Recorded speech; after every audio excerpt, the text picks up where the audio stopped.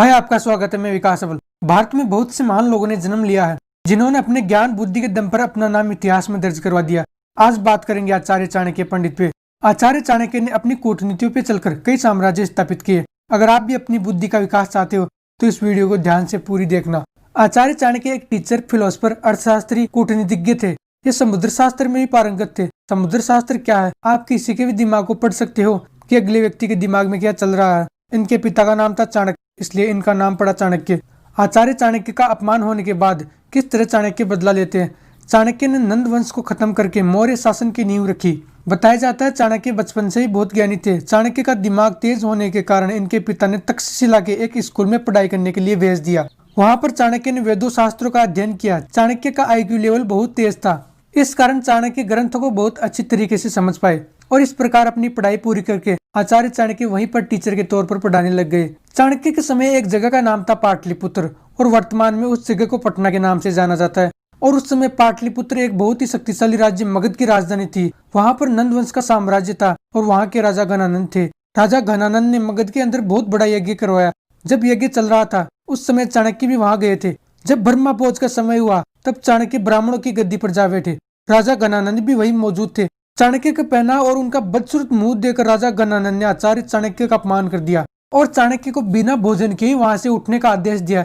इन सभी अपमानों से क्रोधित होकर आचार्य चाणक्य ने अपनी चोटी खोल दी और राजा घनानंद को क्रोधित होकर कहा कि जब तक मैं नंद वंश का विनाश नहीं कर देता तब तक मैं अपनी चोटी नहीं बांधूंगा, और क्रोधित होकर वहां से चले गए। और यहीं से चाणक्य के जीवन का असली मकसद शुरू होता है, नंद वंश को खत्म कर देना और स्वयं किसी इच्छित व्यक्ति को राजा बनाना। आचार्य चाणक्य यह प्रतिज्ञा लेकर विंध्य नाम के जंगल में चले गए। वहां पर चाणक्य ने सोने के सिक्कों का निर्माण करना शुरू कर दिया। उन्होंने अपनी खास टेक्निक से सिक्के बनाए और उनकी यह टेक्निक एक सिक्के को कई सारे सिक्कों में बदलने की ताकत रखती थी। इस तरह से चाणक्य ने लाखों सिक्के तैयार करके उसी जंगल में कहीं छुपा दिया और उस जंगल को छोड़कर आचार्य चाणक्य उस व्यक्ति की तलाश में निकल गए जो मगध के राजा घनानंद को हराकर मगध का राजा बन सके। साथ ही उन्होंने राजा घनानंद के पुत्र पब्बता से भी दोस्ती बढ़ाई और उसे मगध के सिंहासन को पाने के लिए उकसाने लगा।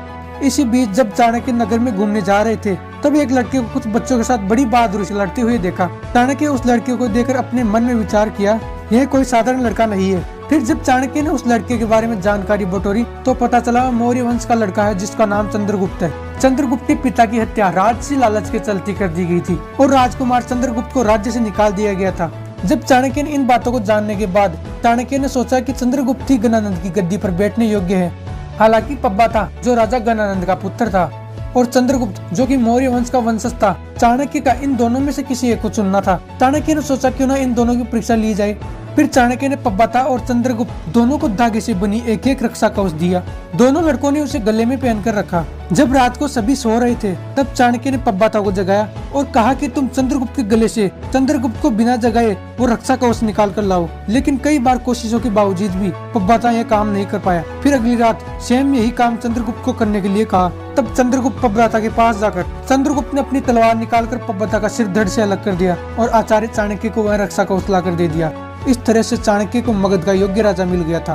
और फिर चाणक्य ने अगले 7 सालों तक चंद्रगुप्त को राजनीतिक और राज्यों के कर्तव्यों का ज्ञान दिया। और फिर चाणक्य ने जो जंगल में अपने द्वारा बनाए गए सिक्कों को छुपाया था उन सिक्कों को निकालकर चाणक्य ने एक विशाल सेना तैयार की। चाणक्य ने सेना को साथ लेकर मगध की राजधानी पाटलिपुत्र पर आक्रमण कर दिया और राजा घनानंद को उखाड़ फेंकते हैं। लेकिन चाणक्य का और कॉन्फिडेंस नुकसानदायक रहा। ये पहुंच तो गए 5000 हाथी घोड़ों की सेना लेकर, पर राजा घनानंद की सेना के सामने चाणक्य की सेना बहुत छोटी रह गई थी और आधे दिन के अंदर ही मगध की सेना ने उखाड़ फेंक दिया, पूरी सेना को तबाह कर दिया। वहां से चंद्रगुप्त और चाणक्य ने अपनी जान बचाकर भाग गए और एक झोपड़ी के पीछे जाकर छुप गए। अंदर एक महिला खाना बना रही थी बच्चे को लेकर। बच्चा जो गरम गरम खिचड़ी थी उसके बीच में हाथ डालकर खाने लगा। बच्चे का हाथ जल गया और माँ ने बोला, बेटा तू तो पागल हो गया है, तू तो चाणक्य और चंद्रगुप्त की तरह मूर्ख है।